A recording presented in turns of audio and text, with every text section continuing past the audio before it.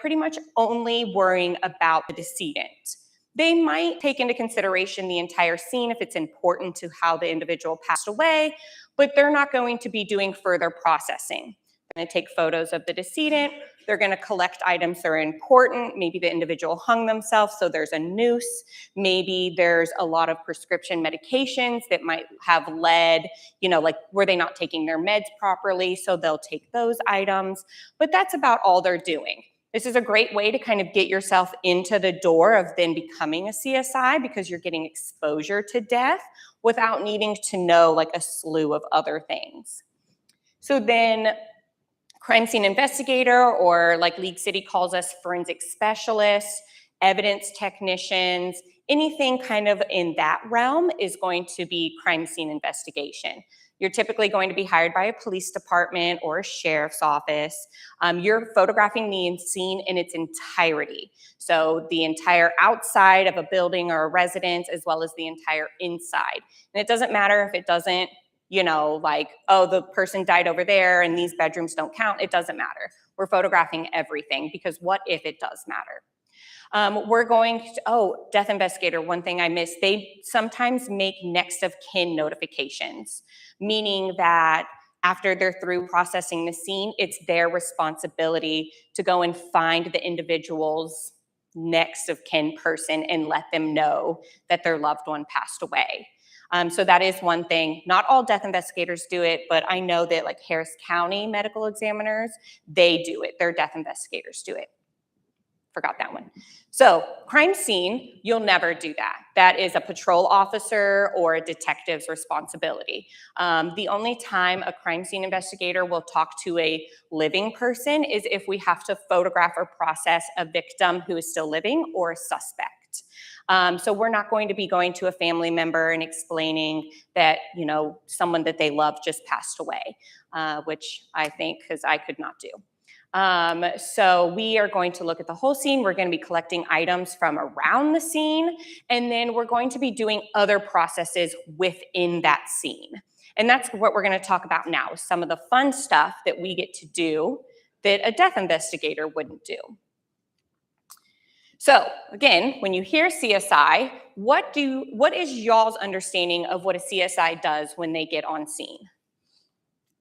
I think I heard something. Yeah, so usually the officer will secure it. So we're actually going to talk about that. At League City, we're civilian, so I am not a police officer. I don't carry a gun.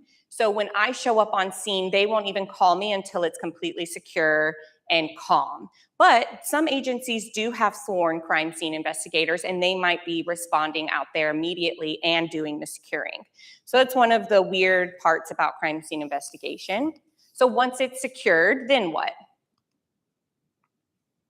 Don't look at the cheat sheet. Photography is going to be our most important aspect. So we get really comfortable with our cameras. I've taken, multiple photography classes just because you can't know enough about your camera. I've used the same camera for about 5 years now. So I worry like once it kind of needs to be upgraded, I'm not going to know what I'm doing with my life. But photography is a huge thing. So if you don't want to use a camera all day, every day, maybe crime scene's not for you. It is one of the most important aspects of our job. So we're going to get there. We're going to perform a walkthrough. We're going to be looking for environmental dangers. What could be an environmental danger on a crime scene? Rain, absolutely. We have to see if there's any evidence that could be washed away. What else? What could affect us? Yeah, people. There better not be anybody on my crime scene. I'll yell at them. What about like biohazardous stuff? Yeah, blood. Were you going to say something different? Yeah. Feces, blood, narcotics, needles. So we do a quick walkthrough just to kind of prepare ourselves. What am I going to need to go back to my car and put on? Do I need rubber boots? Do I need, just normal booties to cover my shoes? Up to, do I need a full Tyvek suit? And in 10 years of working, I've never put a full Tyvek suit on. So the only time I've worn a full Tyvek was out at staff's here. So I am thankful for that. But I have had a really bad scene where I did put like a half Tyvek and a mask because the guy who was murdered had HIV and Hep C. And so we were like really conscious and there was blood everywhere. So we're going to walk through. We're going to check to see what dangers are there to myself, what PPE do I need to put in, and like you said, what potential evidence could there be out there that I need to collect immediately, and then just making mental notes. We do keep notes. I keep them on my phone as I walk through, like, hey, don't forget the blood in this room, or hey, there's a knife over here, before I put my gloves on and before I'm like really doing anything. Helps me make sure when I'm done, I check my list. Yeah, checked it all off. Photography, guys, we talked about that. Normal photography, and then we're going to talk about some advanced techniques today that we've learned and we take classes to learn. And then, of course, victim and suspect photography. Sketching, if you're taking any crime scene-based classes, I'm sure they pound sketching into you. This has kind of changed over the years. When I first started, we still hand sketched everything. So it would be me and an officer with a really long, measuring tape, trying to look at the little lines and figuring out which one it was on and like drawing on this graph paper. It was ridiculous. Now the world has changed and we have these really lovely laser scanners that can just be plopped up into the middle of the room. They scan the room within a minute and you just plug the data into the computer and it like shows you this beautiful digital rendering of the room with like minute measures. It takes like over 1,000 measurements or something. I don't know, it's crazy. It's wonderful. No more paper, no more, measuring tapes. It's still good to know, but we have other ways now. And then the last thing we're going to do is evidence analysis. We're going to go through, what am I going to fingerprint? Where am I going to collect blood swabs? Am I going to take items back to the police department with me, or can I process them here? So guys, on TV, so nice. The scenes are beautiful. Yeah, there might be a dead person, but the houses they live in are wonderful. Even the back alleys where people are murdered are nice. The trash is in the trash cans. Unfortunately, that's not real life. So there was the second warning. We are going to see some deceased individuals. So just a heads up if you're not okay with that. The first couple, I just want to show you some of the environments that we're going to. We do a lot of high school tours, and a lot of people who I've heard from get jobs and don't realize like what they're really getting into. We deal with the nastiest of the nasty. Unfortunately, people who pass away in nice homes have families with them or on hospice, and we don't deal with those kind of deaths. We deal with the nasty, dirty ones. So does this have a laser pointer on it? Oh, but it's going to be, do we think that this is Dr. Pepper?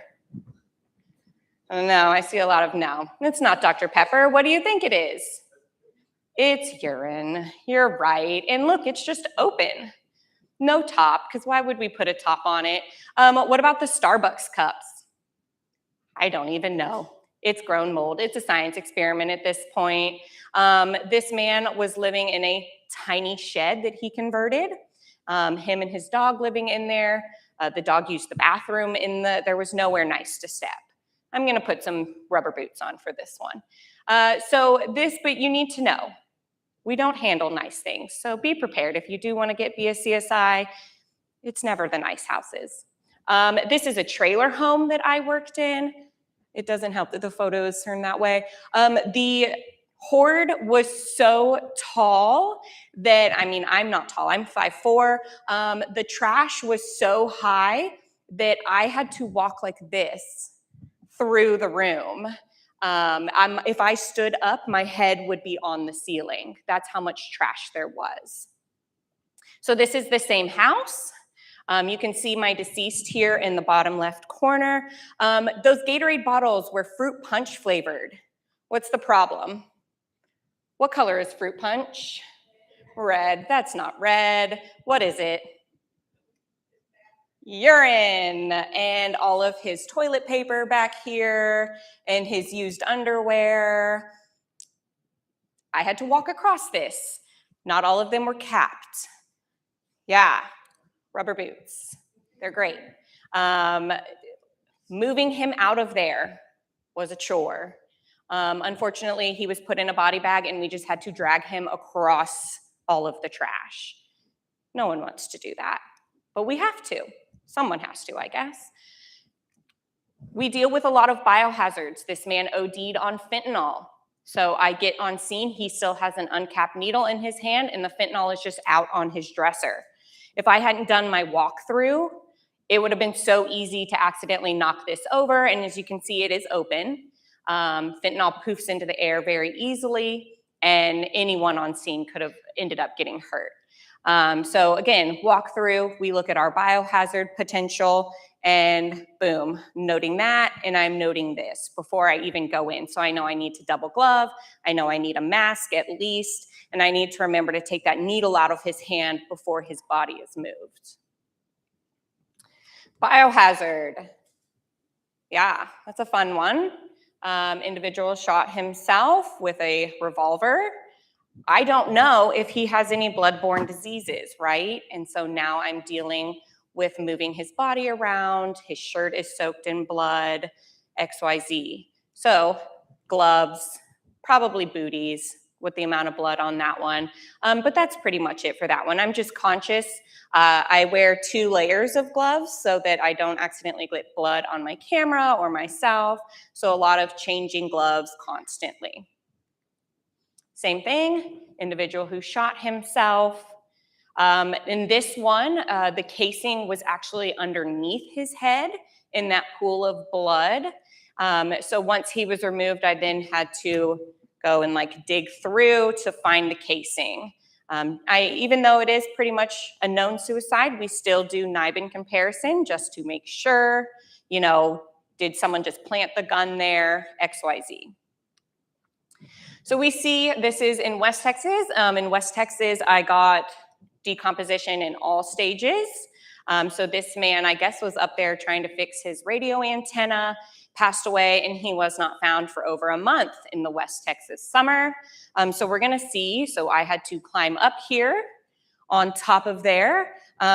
This is his skin falling off here. That is his degloving. So we deal with them in all stages.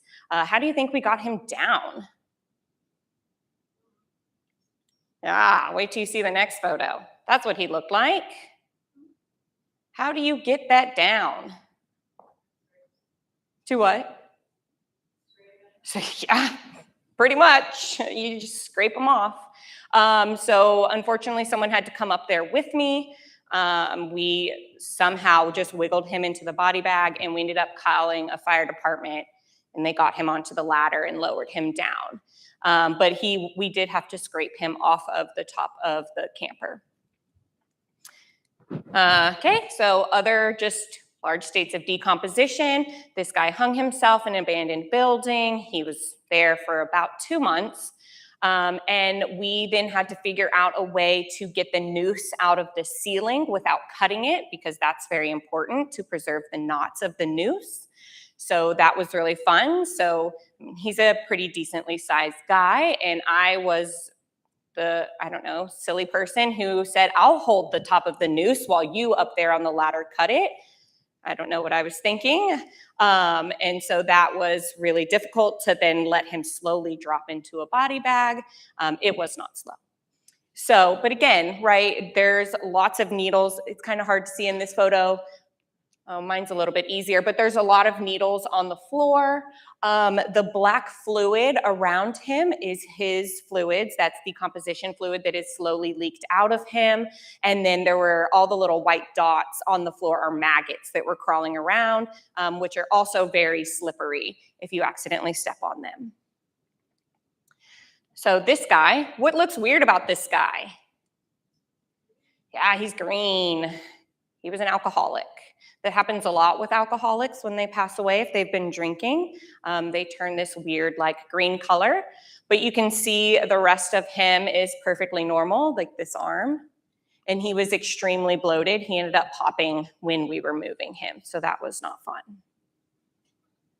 And then we get all the way to skeletonized or almost skeletonized like this individual was. This is what West Texas grass is. It's not grass. But he was unfortunately found in a field, kind of abandoned like that. And then lastly, we'll have like full skeletonization. So we have to know how to deal with fresh all the way to the full skeleton. And I guess a lot of people just see TV shows where they're very pristine, very fresh, and then they go on a scene for their first time and the person has been there for a week and they smell really bad and they don't know how to deal with that. So what does it take to be a CSI? We'll see some more fun photos later on, but that's pretty much it for our photos. For large agencies, I'm going to use Houston Forensic Science Center, for example, because I know about them quite a lot. I've talked to people who go there. For larger agencies, it's going to be a shift work, right? You're going to have assigned hours. Usually it's going to be a morning shift, a mid shift, and a night shift. So Houston Forensic Science Center, there's a morning shift 5 to 3, and then a mid shift for 1 to 11, and then their night shift is 9 to 7 in the morning, right? So that's what you're working. As you kind of grow up the career ladder, you might be able to switch shifts if someone leaves, but you're pretty much stuck working those hours. The large agencies have pretty much moved all civilian.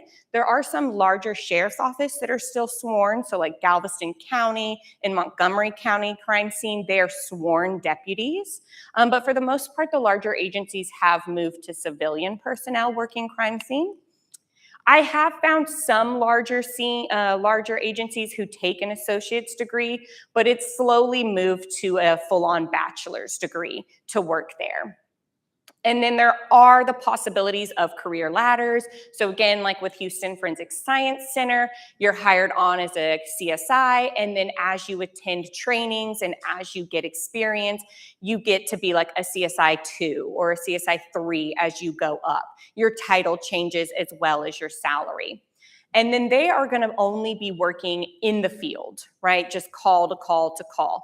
They're going to bring their evidence back. They're going to hand it off to someone, and they're pretty much done with their work until the next call comes out. Now, for small or medium-sized agencies, kind of like League City or where I started in Big Spring, you're on an on-call rotation, and the hours are a lot more flexible. So for League City, we work 4 10-hour shifts. So 2 of us have Monday off and 2 of us have Friday off. And then as long as you get your 40 hours in, they really don't care when you work because we have duties at our agency that can be done at any time of the day. So right now, myself and my 3 employees, we work from 6 a.m. to 4 p.m., just 4 days a week. But if they wanted to work from 8 to 6, like whatever, they can do that. They're clock in, clock out. And then one of us is on call for an entire week. We have 3 individuals who are on call right now, myself included. So Monday at 8 a.m., you go on call, and anything that comes out after 4 p.m., you're responsible for going to. And then that ends the following Monday at 7:59 a.m. when the next person goes on call. You do get an on-call pay. So just for being on call, you usually get, an extra 8 hours or whatever it happens to be. And then of course you get paid if you are called out. So that's kind of the difference between the smaller and the larger agencies, where if a larger agency, if you're working the set hours, you're done. Once your shift ends, you go home, you don't think about it anymore, you're done. Whereas in the medium-sized agencies, when you're on call, if your week is on call, you basically don't leave your house. You've got your city cell phone with you, and you're kind of just on edge for an entire week. I've been called out when I'm at the grocery store. I've been called out, when I'm trying to take a shower. It always seems like you've been called out and you just changed into your pajamas, and then your phone rings, and you're like, of course. There's really not a career ladder with the smaller agencies. If you're hired as a CSI, your title is pretty much going to stay CSI. Now, that doesn't mean you don't get raises. All agencies have cost of living raises, merit raises, things like that, but your title is pretty much going to stay the same. So if that is something that is very important to you, that you want to be hired as a CSI and make your way into CSI 3, then you're going to be wanting to look at more of the larger agencies who are going to have those title changes. For League City, we do have 2 positions, which is actually very different compared to a lot of the other agencies I've worked for. So we have a starter position called an evidence tech, who's someone who's just gotten out of high school, not high school, college, but we only ask for an associate's degree. So it's like a very beginner position. You kind of start doing small things, and then you slowly progress into working crime scenes on your own. And then we have a forensic specialist position who is a bachelor's degree with a year of experience. So we do have those 2 positions, and the evidence tech, once they've worked for us for a year, does get the title changed to a forensic specialist. But once they've gotten that, there's no more like upward growth title changes. We also have a ton of other responsibilities, and that's going to be what we're going to talk about now, because I have found, talking to high schoolers and college students, that this is the side that no one has told them. And then they're always very shocked when they go and they work for a police department, and they're like, what do you mean I have to do all of this other stuff? I just want to be a CSI. So this is the real world. A lot of agencies are going to make you work in the property room. They believe because you go out and you collect the evidence, you should take care of it. So this is the League City property room. It is its own job on itself. So we have lockers where officers submit evidence on cases that we're not called out for. We intake it. We have an entire computer system just for the property room, and we have to manage it. We have to know where everything is placed. We have to update it in the computer. If it goes to the lab, we have to update that in the computer. We are responsible for taking everything to the lab. So every Wednesday, we gather all of the blood kits up, all of the drugs that have been submitted, all of our own evidence, and we drive an hour and a half to the DPS lab in Jersey Village, and we drop it all off with them. It's then our responsibility to bring everything back when it's done and put it back into the evidence room. The certification that I have as property room manager, I have to retake every year because of law updates regarding property rooms. There's an entire section of the Texas CCP that involves the property room, how we destroy things, when we can destroy them, what paperwork we have that lets us destroy them. This is something that you're not going to learn in school because it's just not taught about. So when I first started at my first agency, this blew me away. And I was like, what do you mean we have to know all of these laws and we have to know how to destroy this stuff? And it's just insane. So be aware, if you go to a smaller agency and if you notice on the application, it says something like property room management or evidence management or something like that, you will be working in a property room like this. And it is, I'm not kidding, like there's some weeks that all we do is property room stuff. So it's crazy. All right, so now we're gonna get into more of the fun stuff. Advanced photography. I've talked about how we have to somehow, sometimes photograph living individuals like victims who are still alive and sometimes suspects. So this is victim photography. I didn't have a lot of suspect ones, but we have to photograph their injuries if they were involved in a fight or an assault of some sort. So what do y'all think that bottom photo is? Sorry, I'm deaf. You'll have to yell. What a bruise caused from? Okay, good. But what do you think the person did to them to make that mark? Why is it circular? I heard it over here. What did you say? Yes, they bit them. Yeah, it's a bite mark. So we have to know how to photograph small things like that. Obviously, this guy up on top got hit with it was a Febreze can, we found out. And that's kind of why the injuries are kind of like half circles. And on the scene, I did find a bloody Febreze can. And I did not know at that time what he had been struck with, but thankfully I had taken these photos first.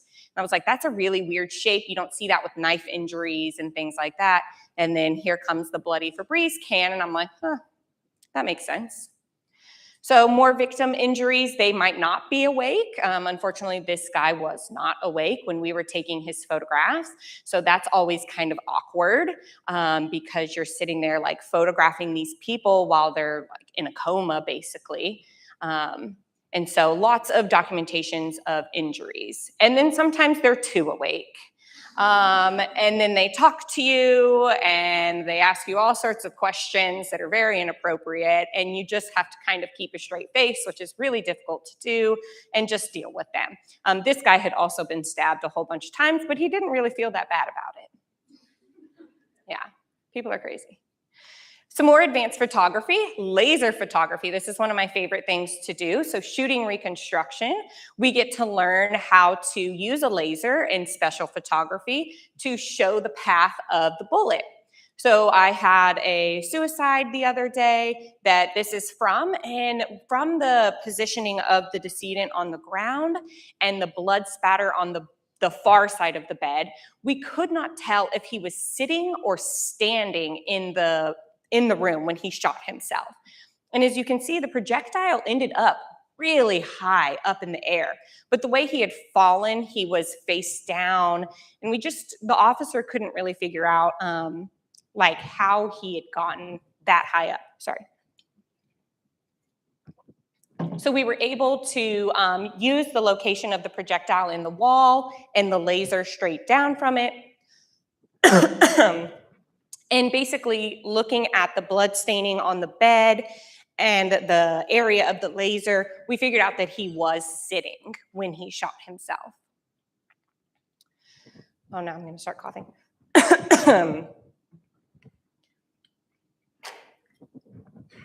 Some more advanced photography that we learned how to do is alternate light source photography, or ALS. So this was a piece of a purse or like some clothing item, I can't remember exactly, that we found on a sexual assault scene. And while we are on the scene, we take our blue light or our UV light and we search, right? We don't want to take every single item back to the lab with us because we have to deal with the property room. So we search on scene. And while searching with the ALS and the orange goggles, I found this on this little piece of fabric. And so how do I photograph that? Because to use the UV light, it has to be pitch black. Same with the laser photography. It pretty much has to be pitch black when you're doing that. So we have a filter for our camera, of course. We learn how to change the settings on the camera in order to take the photo, and then we use the UV light. Can anyone guess what the substance that was fluorescing on here? Hey, I'm really deaf. Y'all gotta yell loud. I saw you say something. Okay, good guess, but no. Semen. Yes, it was. So then we tested it for semen, and it tested positive. We will also, if it doesn't test positive for semen, we then assume that it's vaginal fluid since it was from a sexual assault. Now, going off of your comment, there is one biological fluid that does not glow under the UV light. That would be blood. So that is something that is really misconstrued in crime scene shows. They'll go in with a UV light and the whole room will light up because there's apparent blood there. That is not true. Oops, that's next slide then. Blood does not glow under the UV light, and you'll see what we use to process for missing or diluted blood. Another one is IR light, so infrared. We'll use that to find blood. It will not fluoresce, but in those, that picture is really hard. That picture back there is easier to see if you turn around. In the shorts here, they were a really dark navy pair of shorts, almost black. And I didn't realize this is gonna be so little. You can see all of the really like dark little dots on the shorts, that's blood. And we could only see that under the IR light. And then same with the bottom picture, that's gunshot residue. So it will show up with the IR light, and that is a black t-shirt. So the IR light has the ability to basically like block out the wavelengths from the item and then pull out the wavelengths from the substance we're looking for. Here's blue star.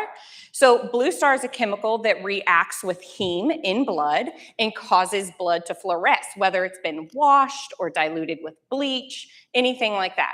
So I had this shirt here on a scene, and do you see a spot that you think would be blood? Yeah, I thought that was blood. And then we sprayed it with Blue Star, and it didn't even react. So here's the Blue Star. You can see there's a lot of blood here on the sleeve, kind of around the collar, and then down that left side. So that spot ended up being like some sort of grease or oil or something. It didn't react at all. Blood stain pattern analysis is something else a CSI can be trained in. This takes a long time. So there's many classes from basic to advanced, and then you end up having to take an entire certification test on it. So I've taken a couple of basic classes and can tell when a stain is passive versus, from a high projectile rate or something like that. But I would never consider myself a blood stain pattern analysis. I can just look at something and be like, that's a 90-degree stain. That's all I'm going to say. So blood stain analysis, though, is something that a CSI can get into by taking a lot of classes and then using their knowledge on scenes. I know I talked about fingerprint comparison in the crime lab section, but this is something else that's also changing where CSIs can also be trained to be fingerprint comparison experts. Again, it takes a lot of extra continuing education, a lot of practice in-house. So we have one of my employees is going through this process right now where she's trying to take all of these classes, she's practicing, and then eventually she will go and get certified to be a fingerprint comparison expert so that we can use our software in-house because we have to have two of us to do it. And then they will be able to take latent prints that we get from the scene and compare them to suspect or victim's inked prints. They can then run them through our local database that we have access to, but because we are a smaller agency and we can't afford to pay the state for the national database, we then take it down to Galveston, who has an APHIS modal, and then we put the print in there and they run them. So we can always look at prints of people who have come through our own jail, but that's about as high up as we can get in-house. But we can compare. If someone gives us a suspect's tin print, we can take prints that we take from scene and we can hand compare them right now.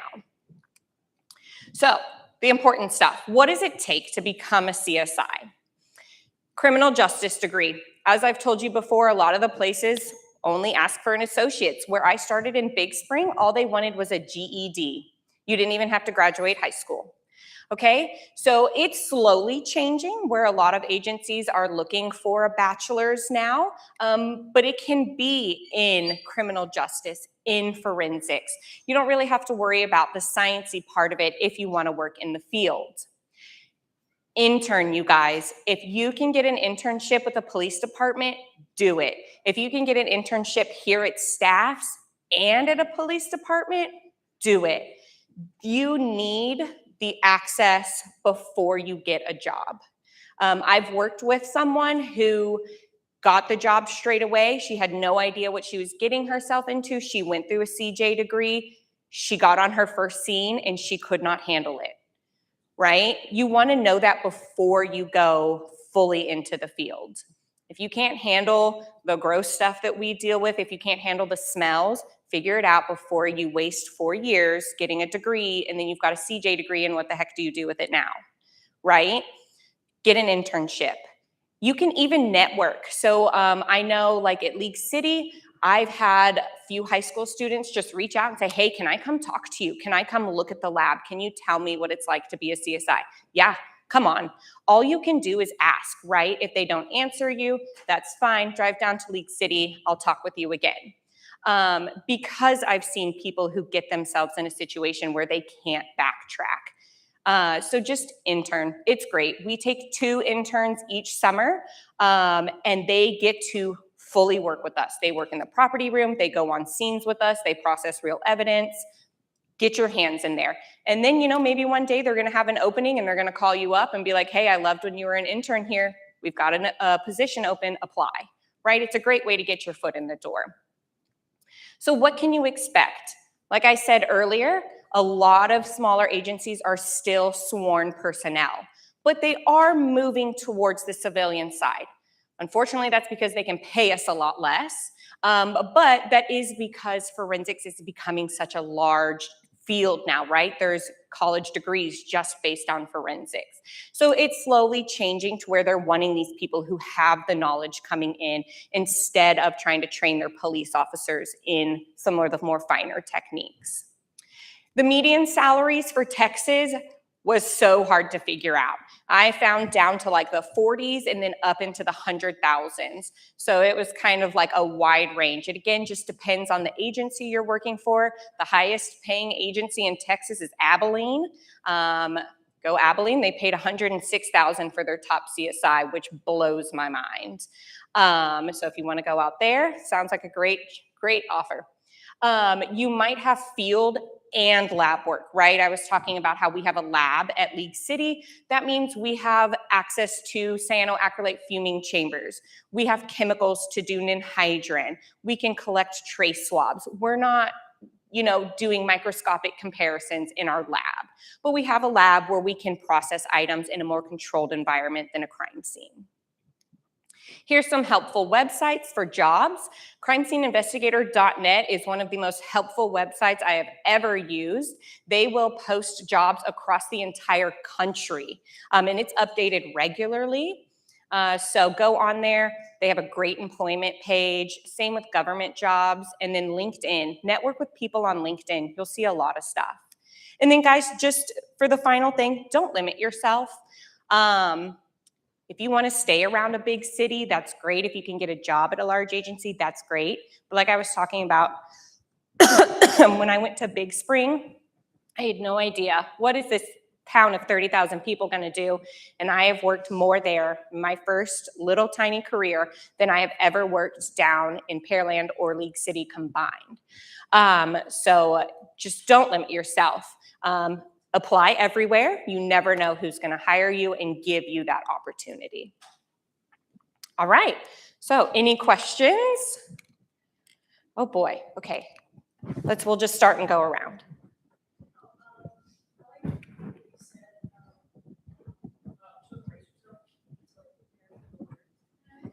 How would you tell people to handle all that emotional stuff? Because when I saw it was yeah. That's a great question. So if y'all couldn't hear her, she said, how do you help people handle the emotional side of it? You have to grow a mental block.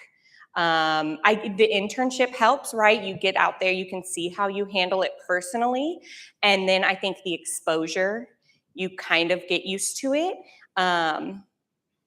We deal with it in dark humor. I'm not going to lie. Police department is a very dark humor forward place. So, all right, there you go. We have a very strong mental block. In one scene that comes to mind exactly when you say that is I worked, I don't know how many baby deaths prior to having my own child. And because I was not a mom, I couldn't really put myself in that, headspace. And so then the first baby death I worked after having my son, the baby was the exact same age as my son at the time. And when I went there, I guess it's kind of like riding a bike, right? I just doing my job, didn't really think about it, just doing what I have to do for this baby. And then on the way home, I realized that I was crying. And I went and I just stood and stared at my kid when I got home. And then after that, I was fine. So I think it's just kind of one of those, you just learn how you have to deal with it yourself. Because that's hard for me I don't know how, you're going to react. It's just definitely a very mental block. I have a job to get done. I'm going to do it while I'm on scene because I have to help this person. And then you do what you have to do afterwards. True. Yeah. So thankfully my husband is a police officer. And so he's also seen some really bad things. And I can go to him and be like, oh man, today was a bad one. And then your coworkers, me and my 3 employees, we are best friends. We spend 10 hours, 3 days a week together. And we also, oh man, that one that I had to work the other day, It took it, like after I left, it took its toll on me. And so we'll talk and stuff like that. So having someone to talk to is very helpful. Okay, I know someone up here. Yes, ma'am.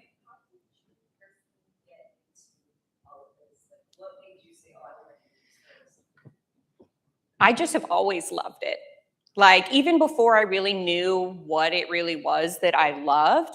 And I have to thank my mom. I mean, she really, when I was kind of like, what do I do with a biology degree? I don't know. She was the one that literally like hit me on the head and was like, you're being an idiot. You know what you need to do. And then so I just started researching like crime scene related jobs, forensics jobs, and found Sam's program, went into it, had the possibility of working at the body farm, and it just kind of went from there. And then when I got ready to graduate from SAM, I literally applied to every position available in Texas at the time. Everything. I went all over the state and interviewed. Backtracking on the mental side. Yeah. Has this ever affected you, like, sleep-wise? No. Like, when you see a person, the smell? Mm-mm. No. I might just be a little screw loose or something. No, it's never affected me. Getting to work here at the body farm for 2 years, I think just the exposure. And then when I went to my first scene, it was like nothing. So I might just, like I said, might be a little screw loose, but no, it's never affected me. Yes, ma'am.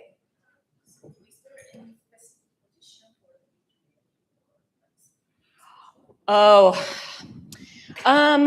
not that I've ever seen. I knew someone who was very advanced in BPA, but she still worked for a sheriff's office and was still crime scene. But she got to the point where she was so well known and had done so many trainings and certifications that she was then asked to like go and review other scenes and things like that. But she still was a CSI. Moving along. Anyone else in here? Okay. Oh boy. Okay, let me come over here so I can hear you. When you're on call, do you still have the normal shifts, or is it your soul? That's a good question. Yes. So we still go to our normal 6 to 4. And then when you're just home, you just have your cell phone with you and you're ready if anything happens. And then when you transport the items to the lab, do you have to stay there until they're done processing, or do you need to come back? Yeah. So when we take things like to DPS, yeah. So when we go, they take them and we release everything to them, and then we go back to our agency, and then the next week they give us. Is that going really bad? They give us whatever items have been finished. They'll give those back, and we transport them back to our agency. Is there a difference between a UV light that y'all use and one you get on like Amazon? Yes, there is. So it depends on the nanometers. You want a 455 nanometer wavelength. I actually carry a flashlight around with me in like my pocket for work, and it has a UV setting, and it does not work on scene. We've tried it. Like we've compared the two. So I'm just assuming it's just a different wavelength of UV light. Is there a way that, like, if somebody cleans the crime scene really good, the blood won't show up with the I can't answer that question for you. If you use bleach and hydrogen peroxide, it will still react. And we can tell the difference between bleach and blood. So, and that's kind of a more of like a hands-on thing. So if someone has cleaned an item with bleach, the blue star reacts differently. So then we know it's been cleaned with bleach. You might be able to Google it. I've never tried. But if you have a shirt with blood on it and you spray Blue Star, it will just fluoresce at a very steady rate and it stays fluorescing for a while. If something has been washed in bleach or just bleach poured over it, you will see that wherever there is blood, but bleach will actually sparkle under the Blue Star. So it'll have like a super bright reaction and then it'll sparkle and fade almost immediately. So then we can tell the difference between like that was blood and this is an item that's obviously been cleaned with bleach. That was a good question. Anybody else? Yes. Oh, I'll come right back. You said that you were working as a DNA analysis first. Did you want to do that initially and then you left after? No. I knew I always wanted to be in the field, but when I was applying everywhere, I also applied to DNA jobs. And a lot of the CSI jobs I went and interviewed for, they told me I didn't have enough experience. And then I was like, well, how am I supposed to get experience if you're not going to hire me? So I ended up getting an offer from the DNA job, ended up taking it because I needed a job. And then the year later, the Big Spring identification tech position opened, so I applied and they thankfully hired me. Yeah. So no, I did not want to work in the DNA lab, but I was forced to. Is there like any station that might be more successful getting an internship than others? Not really, just ask everywhere. Most police departments take some sort of intern. Now you might not be straight with forensics, like they might put you with patrol and dispatch, and they might move you around and you get a rotation with crime scene. So Pearland, that's how the intern was. They were with kind of everyone. And then they did a month with crime scene. But at League City, we get designated crime scene interns. But you would just reach out to an agency's training division because they're usually in charge of interns. And you can just ask. And all they can tell you is we don't take interns. So I saw you next. Yes, sir. That's hard for me to tell you. I know that there is some, like the firearms guys, some of those guys will go out to the scene.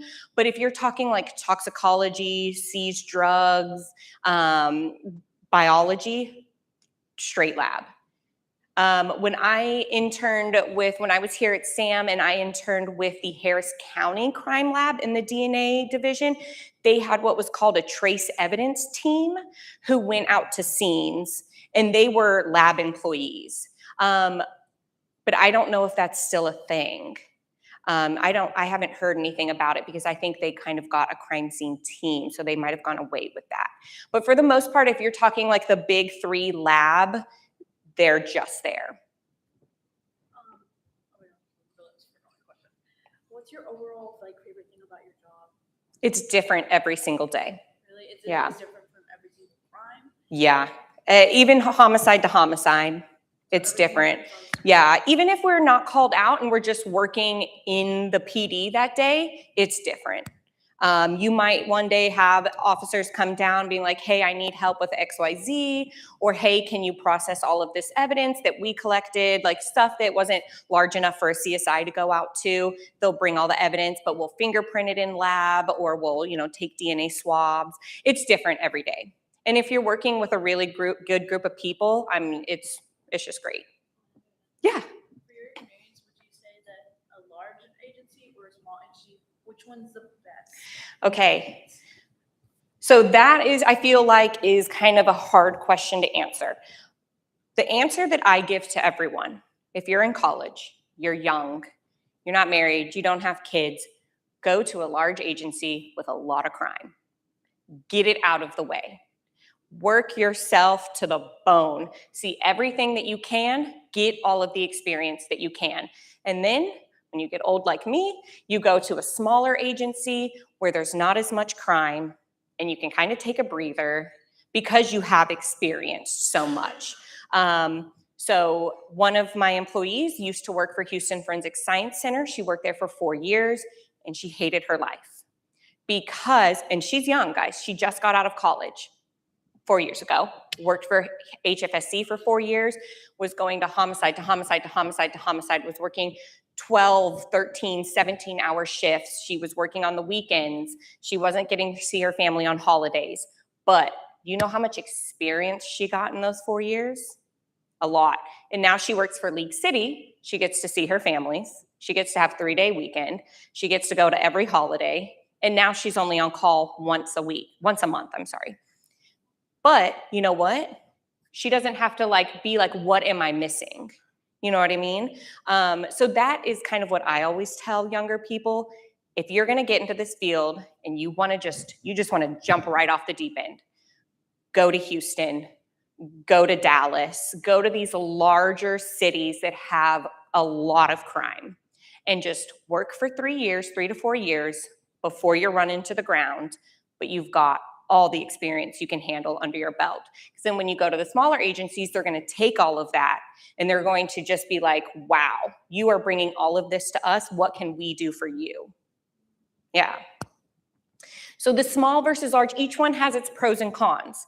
Do you want to work shift work and then when you get off, you don't have to worry about ever going back to work until your next shift? Or do you want to work a little bit more flexible where you can kind of choose your hours, but you're going to be on call? So it kind of depends on your own self. So that's why I always just tell someone, just jump right into the deep end, go for the crazy crime towns. Yeah. Yes. Usually not. It's usually the hair color, and I was just talking to her about this. As you can see, I have a couple. I have never worked for an agency that had any issues with tattoos. They mostly just care about facial piercings and hair color. Yeah, tattoos aren't really that big of a deal anymore, thankfully. Do you think it's worth getting a master's in forensics? I was wondering if this question was going to come up. I loved my time here. Did I need it?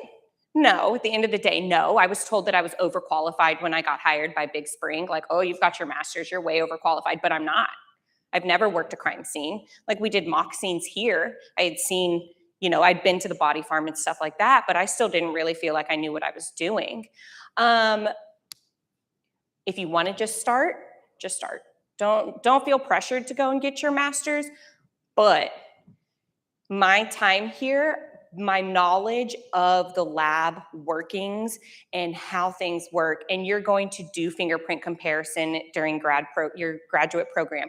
You're going to do shell casing comparisons. You're going to know what's going on. So then when you're on scene, you're going to know, okay, I can't collect something this way, or I need to collect something a certain way to not destroy it for when it goes to the lab to be tested. So that knowledge has been irreplaceable. And then being able to talk to some of my detectives, I was talking to Dr. Houston earlier about how one of my detectives wanted a certain thing tested, and it's just not humanly possible for a lab to do that, and being able to kind of explain it to him in layman's terms and like why the lab can't physically do that has been helpful. And I wouldn't have had that knowledge without my master's. But the 3 girls that work for me, they have their bachelor's and they do just fine crime scene related. So that's a hard one. Anybody else? Okay, we'll see.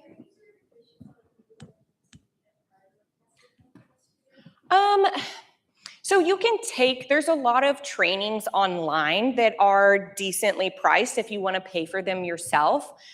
Going through 2 hiring processes as being a supervisor, I will tell you people who have taken some of the online trainings through Tritech Forensics is a really good company.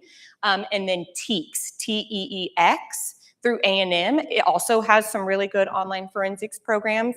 If you have some of those basic ones coming in, it will make you stand out compared to everyone who has the same bachelor's degree. So those will help. Now, don't feel pressured to take some of the more expensive classes, because once you're hired on by an agency, they will pay for you to go to them. But little ones, you can find a lot of free trainings that you can put on your resume that will make you stand out, especially digital evidence type things. Okay. In terms of internships, would you recommend going to a large or a small? So a lot of the larger ones like Houston, they will not accept interns because of just how crazy they are. But that doesn't mean not all large agencies will take them. So that's really just going to be what you can, who you can talk to and if they say yes or no. I've never interned with what I would consider a large agency, so I couldn't give you that. I don't know what a large agency would let an intern do. I know that at a medium-sized agency like League City, I know that they're allowed to do everything because I'm there with them. Whereas at a larger agency, I just don't know what they would expose an intern to if it's very high crime related. So it's kind of I don't know how to answer that one fully. Okay, I know you had your hand up.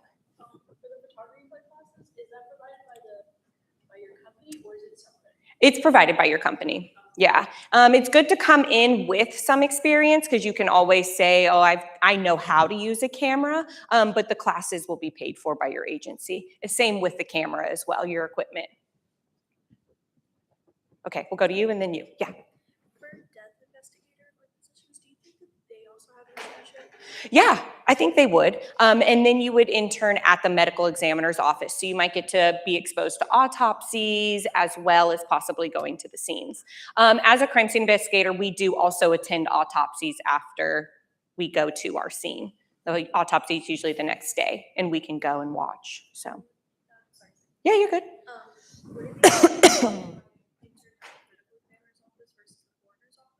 Oh, no, it shouldn't matter. Unless the coroners don't have death investigators. They might not.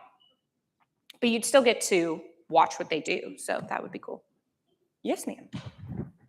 Did you have? Does Blue Star react differently to like versus non? Nope. Same. Yeah. It's a good question. Yes. Do you see a lot of like when someone starts as a CSI and moves into lab or vice versa? No, I've seen mostly just straight one or the other, except for me. And I just got out of the lab as fast as I could. So I did have one of my best friends who graduated from SAM with me. She was working in a DNA lab and enjoyed it, but she just thought that crime scene was for her. Like she had never, when she was first applying, she never got the ability to work as a CSI. And so I was like, hey, Pearland has an opening, you should apply. Like you've got more experience now. And she was teaching and she ended up getting hired. She hated it. So she made it 1 year and then quit and went back to a DNA lab. She enjoyed going to the scenes, but she just hated doing everything. So it's not for everybody. But she, you know what? She figured it out that, you know, it wasn't for her and she wouldn't be left wondering for the rest of her life. So anyone else? And I have my business cards here if anyone wants to take one. In case you ever have any questions, you can always just shoot me an email. And then I've got my Sam Houston email as well, which I realized I didn't put up on there. So. Yeah, start doing it now. They fill up fast. And I know someone asked me a question from my class and they said they were going to be here, so we can talk about that. Okay, anything else, guys? All right, it's been great talking with y'all. I'll leave my business cards up there somewhere. Ooh.